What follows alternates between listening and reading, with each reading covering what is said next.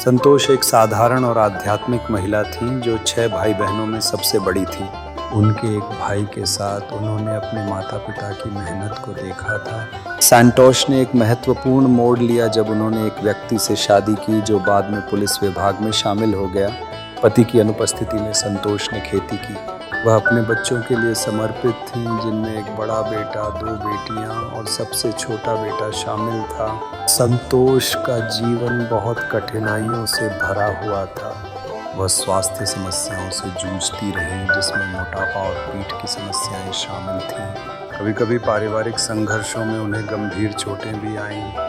परिवार में विवाद ने उन्हें शहर में शिफ्ट करने के लिए मजबूर किया, लेकिन वहाँ भी संतोष की जिंदगी में दुख कम होते नहीं दिखे। उनके बड़े बेटे ने आत्महत्या कर ली, जो उनके लिए एक अपूरणीय क्षति थी। पति के साथ होने वाली मारपीट ने संतोष को आंतरिक रूप से तोड़ दिया और उनका मानसिक स्वास्थ्य तेजी से बिगड़ने लगा।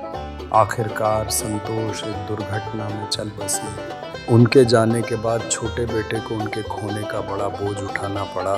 2 बेटियों में से एक की शादी हो चुकी थी, लेकिन उनकी शादी के बाद उनके पति ने दूसरी शादी की, जिसमें उनकी पत्नी के पास पहले पति से 2 बच्चे थे।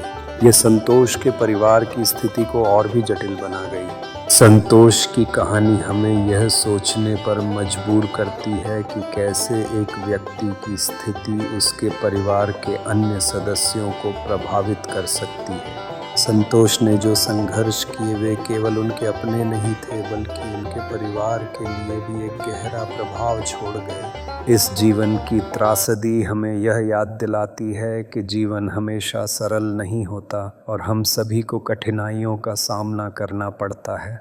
संतोष के जीवन से हम सीख सकते हैं कि भले ही जिंदगी कितनी भी कठिन हो, हमें आगे बढ़ने की कोशिश करनी चाहिए। यह कहानी सिर्फ एक महिला की नहीं है, बल्कि एक परिवार की है जो स्थायी दुखों और स्थायी ताकत का उदाहरण है।